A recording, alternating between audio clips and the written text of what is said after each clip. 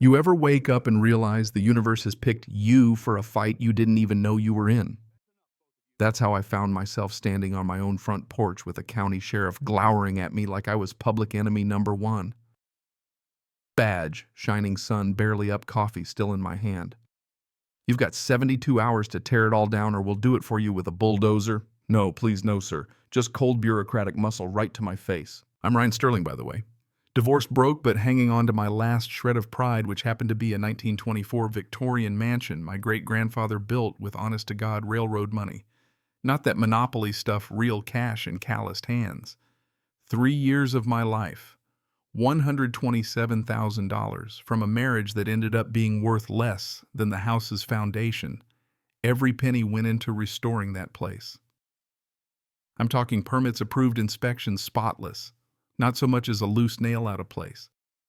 You ever see a house where you can actually feel the history pulsing through the walls? That was mine. For exactly 18 months. Then came Constance Whitmore, HOA president, real estate queen bee, teeth so white you'd think she ate toothpaste for breakfast. She declared my house, a freshly painted, meticulously restored piece of Millbrook Heights history, was an eyesore that violated the community aesthetic. Next thing you know, she's sicked the county on me, marching them right up my steps with a demolition order like she owned the place. All those years of sweat, all my money gone in 3 days. Or so she thought. Here's where it gets interesting. Because while Constance was busy plotting, I was up in my attic, rooting through Grandpa Ezekiel's old safe, one of those heavy iron monsters nobody in their right mind moves twice. What do I find? The original 1924 deed. Turns out my property and half of what Constance calls her neighborhood were carved out before HOAs were even a thing. Grandpa had made damn sure his land was exempt. Forever. I know it sounds too good, right? But let's back up a bit. Let me show you how we got here. Because this story isn't just about me. It's about power. About the little guy getting squeezed until he snaps. And trust me, when I snap, it's not quiet. My grandpa's place used to be the crown jewel of Millbrook Heights wraparound porch. Turrets woodwork you'd pay a fortune for today.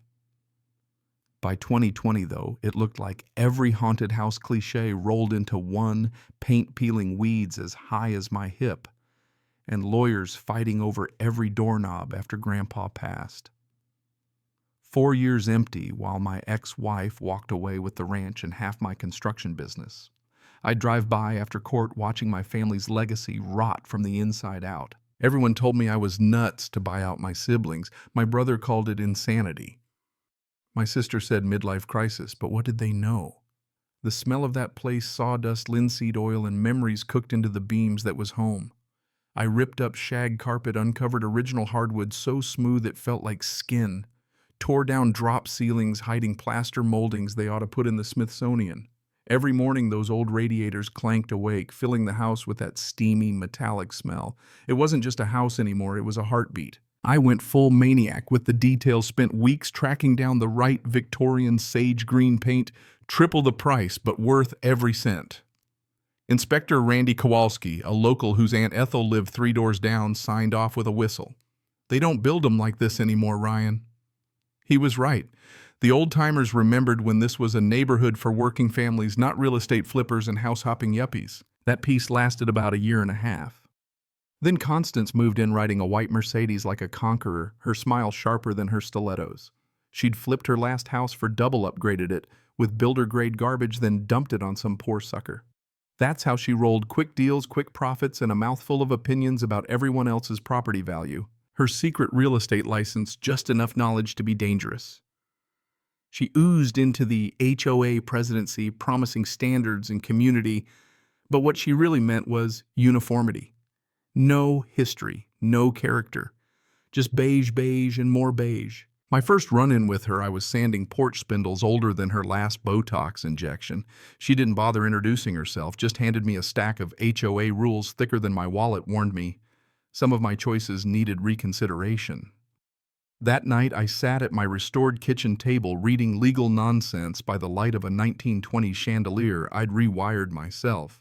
All exterior modifications must maintain architectural consistency. Translation: your house is too beautiful for our cardboard cutout neighborhood. The violation notice landed like a death sentence, $500 a day until I repainted. For paint, I'd researched for 3 months. Historically accurate cost me more than my truck payment.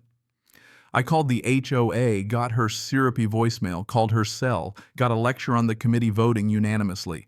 What committee emergency situations don't allow for lengthy notification periods? Apparently my paint was an emergency, not the gas leak down the street my paint. Here's what nobody tells you: legal battles are won with paper, not feelings. So I went to City Hall, boots echoing in marble, breathing the same stale air as the bureaucrats who'd rather be anywhere else. Randy was there, clipboard under his arm. "Ryan, you look like someone stole your dog." I told him what was up. He dropped his voice. "Your work's perfect, but she's calling my supervisor twice a week saying you're running an illegal construction racket." He showed me the evidence. Photos of my house, but something was off, shadows falling at weird angles like the sun had lost its mind. Timestamp said Tuesday, 2 p.m., but Tuesday had been nothing but clouds. Then it clicked. She was staging photos with fake lighting to make my house look bad. That's when my divorce lawyer's advice came back. Always assume your opponent is smarter and meaner than they look. I checked my security cams. There she was, Mercedes parked like a predator. Later that night, some hired hand with pro camera gear and studio lights shooting angles you'd never notice unless you'd fought for every inch like I had.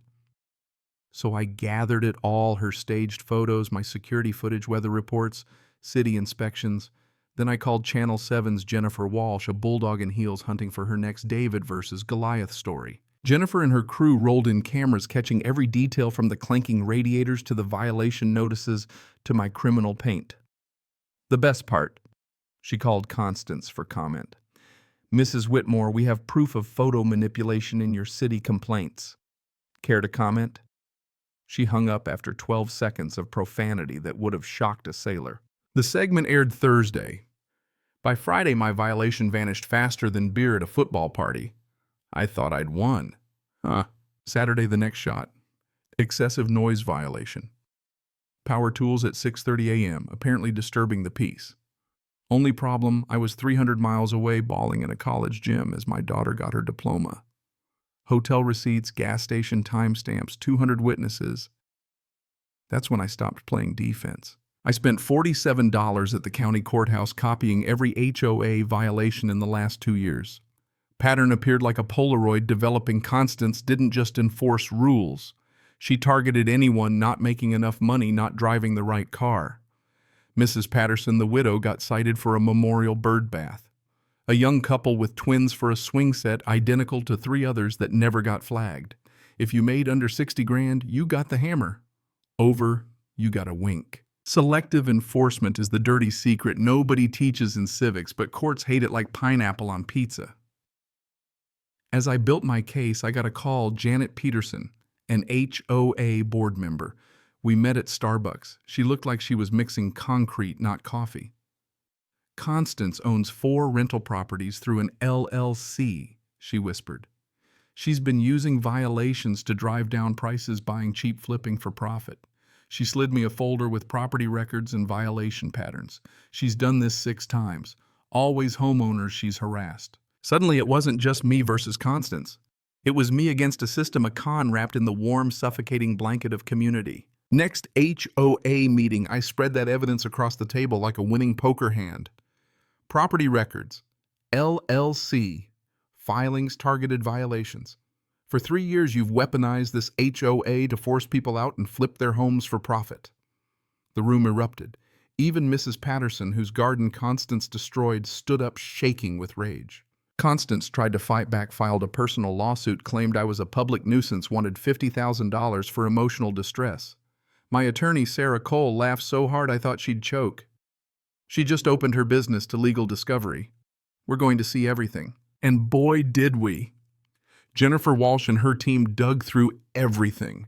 Constance had run this scam in 3 subdivisions over 5 years, 37 properties, millions in profit, always targeting the folks least able to fight back.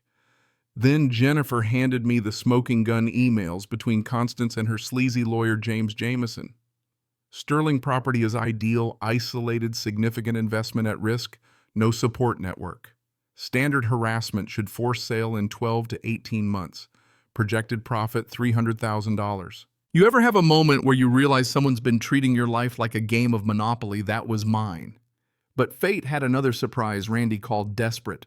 Ryan, I messed up. Constance tried to bribe me $5,000 to find violations in your work. I've got recordings of every conversation since including today when she threatened to end my career if I testified. Witness intimidation. That's a felony. Now we had her dead to rights. The next night I combed Grandpa's attic for anything else that might help.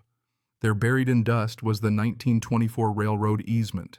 Perpetual maintenance rights, absolute authority to restore the corridor, even if it ran straight through Constance's backyard.